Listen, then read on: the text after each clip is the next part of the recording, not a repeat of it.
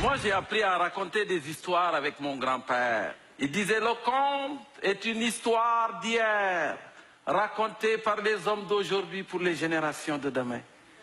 Et si les civilisations, tout comme les hommes, meurent, le présent devrait toujours s'inspirer du passé et l'avenir du présent.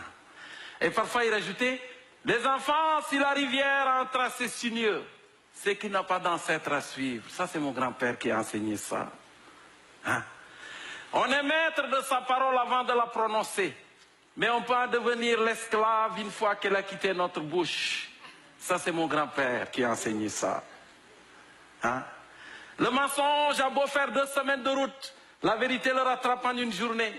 Et la vérité, comme du piment, elle pique les yeux mais ne les crève pas. Ça, c'est mon grand-père qui a enseigné ça. La mauvaise parole, merci. Oui. Il va prendre ça, mon grand-père, parce qu'il est au ciel depuis un bon bout de temps. La mauvaise parole adressée à l'endroit de quelqu'un est comme une lance que l'on plante dans le tronc d'un arbre.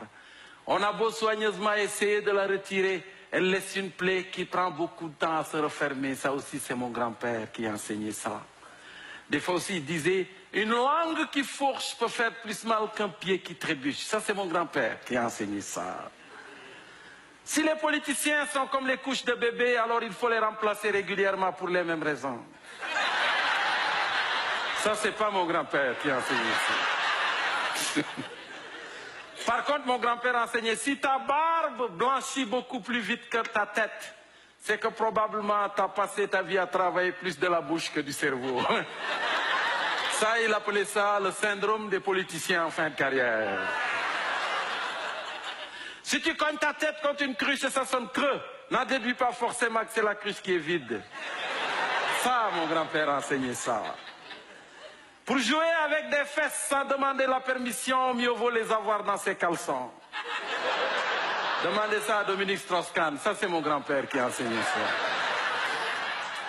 Si l'arbre savait ce que lui réserve la hache, il ne lui aurait pas fourni le manche. Ça, c'est mon grand-père qui a enseigné ça. Là, merci beaucoup. Dans ma jeunesse, quand j'avais un problème, j'allais voir mon grand-père, parce que dans mon pays, on dit un vieillard assis voit plus loin qu'un jeune homme debout. Et là, grand-papa se mettait debout pour nous parler, parce que dans mon pays, on dit aussi un vieillard debout voit plus loin qu'un vieillard assis. Et ça, si vous ne l'avez pas vu venir, c'est que vous êtes bien assis. Mais vous savez, on est à l'humour du monde, parce qu'aujourd'hui, la planète est métissée. Elle est complètement multiculturelle. Pourquoi? Parce que les gens qui viennent du Sud, qui viennent dans les pays du Nord, ils viennent juste chercher de quoi manger, la plupart du temps. C'est vrai. Parce qu'on a tendance à oublier qu'au sud des pays du G20, il y a encore des pays qui appartiennent au groupe des G20. Vous comprenez? C'est ça, c'est une vérité. Moi, j'ai vécu la famine. Pendant la grande famine au Sénégal qui a frappé mon village, à peu près à la même époque que votre grande noirceur. Heureusement, nous avions mon grand-père qui chaque jour nous remontait le moral en nous disant, les enfants, c'est vrai que l'égalité entre tous les humains de la terre est un beau rêve utopique. Mais malheureusement, ce n'est pas à toute oreille percée que l'on accroche des anneaux d'or. La preuve, la mer est bien pleine et pourtant il continue de pleuvoir dedans. Et parfois il rajoutait, si un jour vous êtes privilégié par la vie, sachez que vous le serez davantage en étant généreux avec les moins nantis. En plus, vous ne risquez que d'être comparable au soleil qui, lui, n'a jamais arrêté de briller au-dessus d'un village parce qu'il est petit.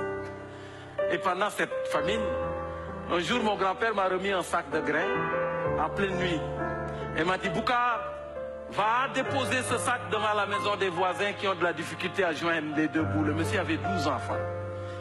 Et quand j'ai demandé à grand-papa pourquoi il ne voulait pas donner le sac directement à ces gens-là, il m'a dit, Bouka, on ne peut pas faire ça.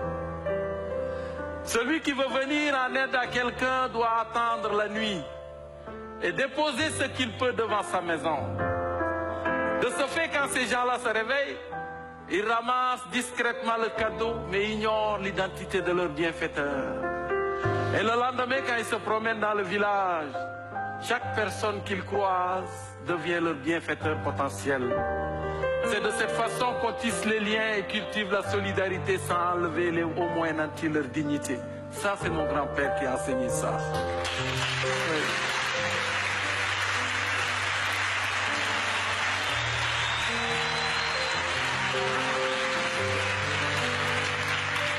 C'est important de penser aux personnes âgées parce que sinon on s'en va vers un cul-de-sac. Vous n'êtes pas d'accord avec moi? Et plus ils sont âgés, plus il faut en prendre soin. Parce que mon grand-père disait, si tu chouchoutes un vieillard depuis l'aube et le soir tu le grondes, il se peut que de toute sa journée, il ne se souvienne que d'avoir été grondé. Donc il faut faire attention. Parce que les jeunes aujourd'hui, des fois on le dit, des fois je leur dis, on peut bien être à la page, c'est vrai. Mais pour comprendre toute l'histoire, mieux vaut avoir lu celle qui précède avant d'écrire celle qui suit. Les personnes âgées sont, pour moi, des professeurs de choix. Parce qu'ils donnent leurs leçons dans la seule école où on ne décroche jamais. La grande école de la vie. Et c'est pour ça qu'en Afrique, on dit souvent, un vieillard qui meurt est comme une bibliothèque qui s'enflamme.